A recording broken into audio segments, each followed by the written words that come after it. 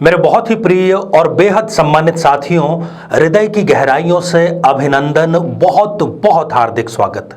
साथियों, राजयोग की हमारी इस श्रृंखला पर आप सभी ने बहुत गहराई से न केवल ध्यान दिया है, बल्कि आपके कमेंट्स से आपकी जिज्ञासाएं पूरी तरीके से झलक कर सामने आती है।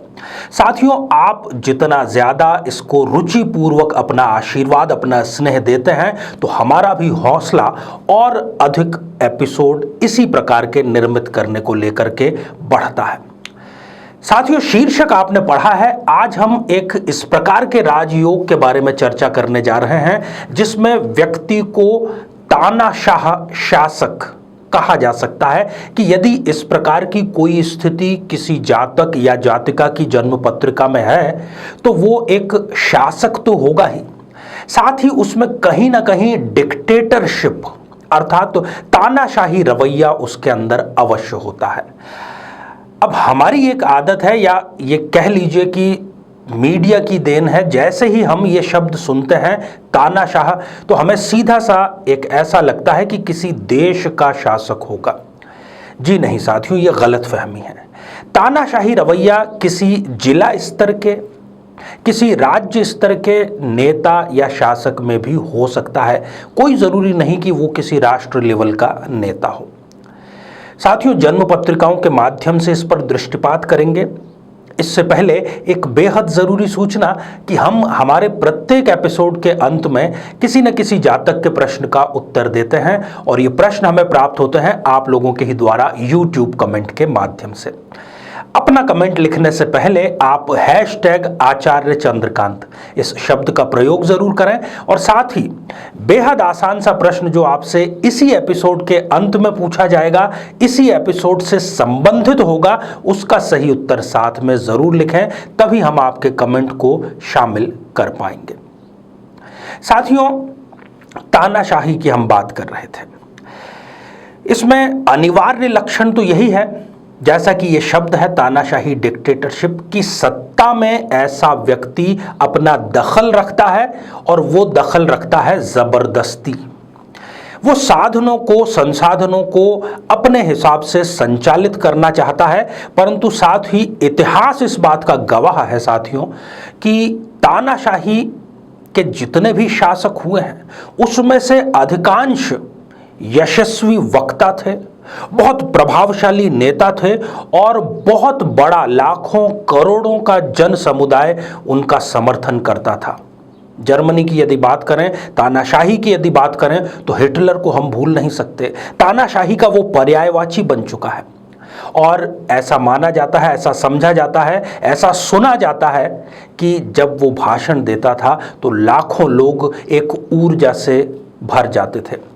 साथियों, आप अपनी अपनी जन्म पत्रिका उठा सकते हैं और जिस योग के बारे में हम चर्चा करने जा रहे हैं उससे मिलान कर सकते हैं। क्या कहीं आपकी जन्म पत्रिका में भी इस प्रकार के तानाशाही रवैये से नेता बनने, डिक्टेटरशिप से सत्ता में दखलंदाजी करने का योग है? साथियों, इसके लिए आपको दृष्टिपात करनी होगी गुरु और शुक्र पर।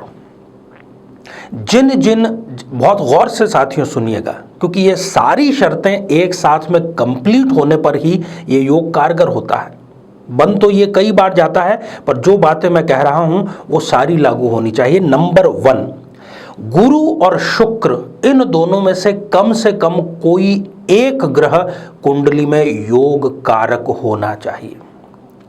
नंबर दूसरी बात, गुरु और शुक्र चूंकि दोनों ही शुभ ग्रह हैं, या तो केंद्र या त्रिकोण में से किसी एक के अधिपति होने चाहिए, और केंद्र और त्रिकोण के अधिपति होकर के केंद्र या त्रिकोण में विराजमान भी होने चाहिए, तभी यह फलीभूत होगा।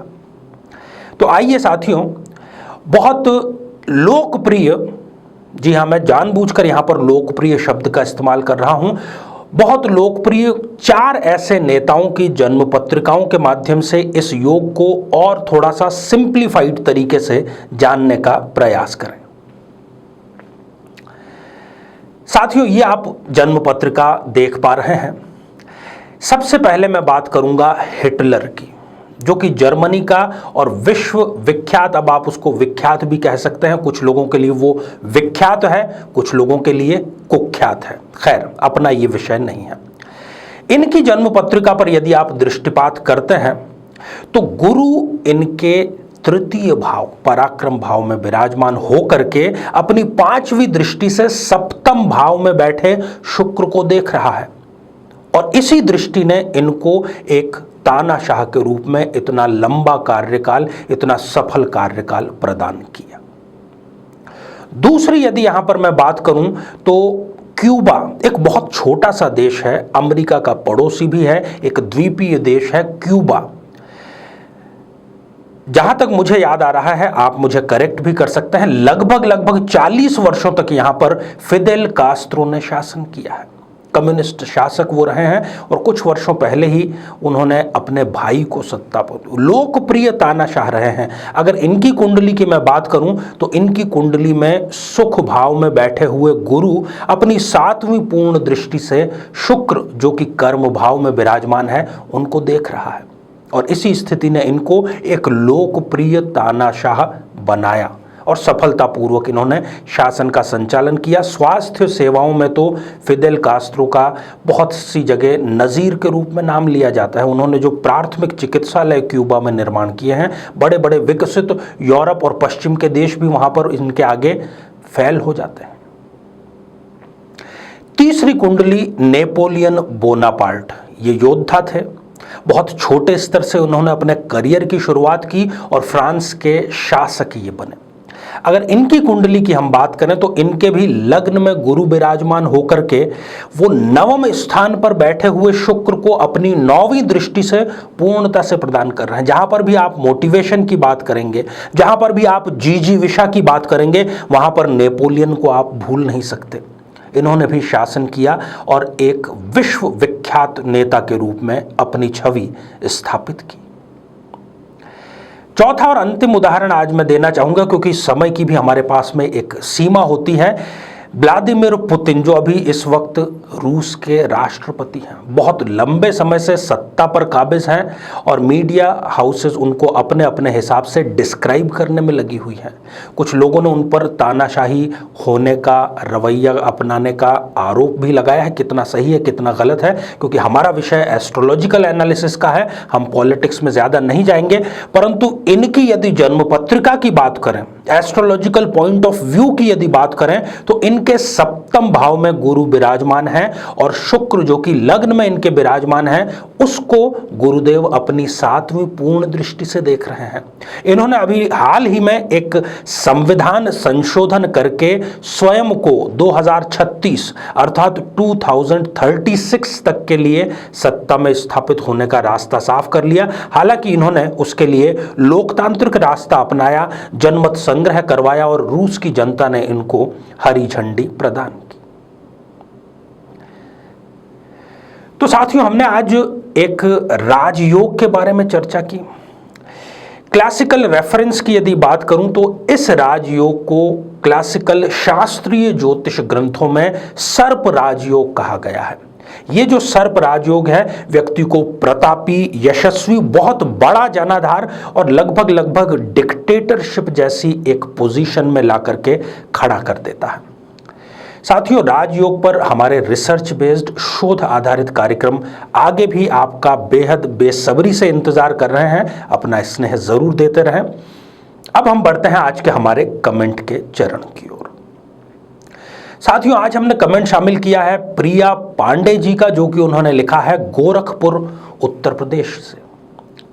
प्रिया जी, आपने लिखा है कि पिछले 3 वर्षों से घर परिवार के लोग आपके विवाह के लिए तलाश कर रहे हैं वर की, परेशान हैं, पर शादी में किसी न किसी प्रकार का व्यवधान हर बार आ जाता है, बात बनती ही नहीं। बात बनेगी कैसे प्रिया जी?